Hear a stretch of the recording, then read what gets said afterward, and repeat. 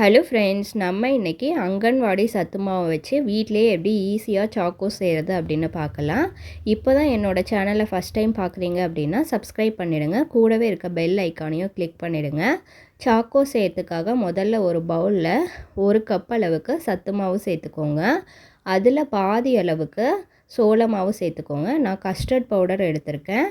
இது கூட 1/4 ஸ்பூன் அளவுக்கு பேக்கிங் பவுடர் சேர்த்துக்கலாம். ஒரு 2 ஸ்பூன் அளவுக்கு சர்க்கரையை பவுடர் பண்ணி சேர்த்துக்கோங்க. ஏன்னா சத்து மாவே கொஞ்சம் ஸ்வீட்டாக தான் இருக்கும். இதில் கொஞ்சம் கொஞ்சமாக தண்ணி சேர்த்து சப்பாத்தி மாவு பதத்துக்கு பசைஞ்சிக்கலாம். உங்கள் வீட்டில் வெண்ணிலா எசன்ஸ் இருந்ததுன்னா அதை கொஞ்சமாக சேர்த்துக்கோங்க. அப்படி இல்லைன்னா ஏலக்காவை பொடி பண்ணி சேர்த்துக்கோங்க. இப்போது இந்த மாவையே 2 பார்ட்ஸாக பிரிச்சுக்கலாம்.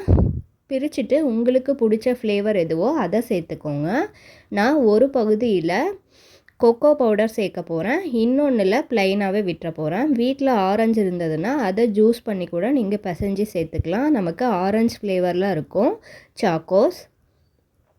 பால் இருந்ததுன்னா கூட இது கூட கொஞ்சமாக சேர்த்துக்கலாம். பாருங்கள், இந்த பதத்துக்கு நான் பிசைஞ்சு எடுக்க போகிறேன். ஒரு ஃப்ளோரில் கொஞ்சமாக எண்ணெய் அப்ளை பண்ணிவிட்டு இதை நம்ம சப்பாத்தி தேய்க்கிற மாதிரி மெலிசாக தேய்ச்சி எடுத்துக்கலாம். ரொம்ப மெலிசாக தேய்ச்சிடாதீங்க, கொஞ்சம் மொத்தமாக தேய்ச்சிக்கோங்க.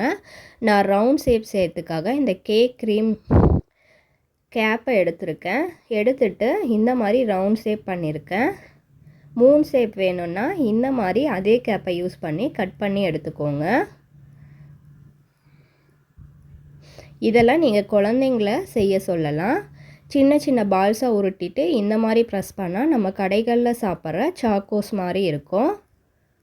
குழந்தைங்க கிட்ட நம்ம கொடுத்து செய்யும்போது அவங்களுக்கும் கொஞ்சம் குஷியாக இருக்கும். ஒரு கேக் டின்னில் கொஞ்சமாக மாவு அப்படி இல்லைன்னா எண்ணெய் அப்ளை பண்ணிக்கோங்க. அப்ளை பண்ணிவிட்டு நம்ம ரெடி பண்ணி வச்சு எடுத்த சாக்கோஸை இதில் வச்சுக்கலாம்.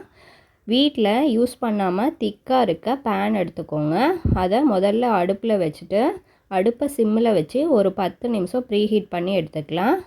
அதுக்கப்புறமா அதில் ஒரு ஸ்டாண்டு வச்சு நம்ம ரெடி பண்ணி வச்ச சாக்கோஸை அதில் வச்சுக்கலாம். வச்சுட்டு இதை ஒரு மூடி போட்டு க்ளோஸ் பண்ணிக்கோங்க. க்ளோஸ் பண்ணிவிட்டு அடுப்பை சிம்மில் வச்சு 15 நிமிஷம் முடியும் வேக வச்சு எடுத்துக்கலாம்.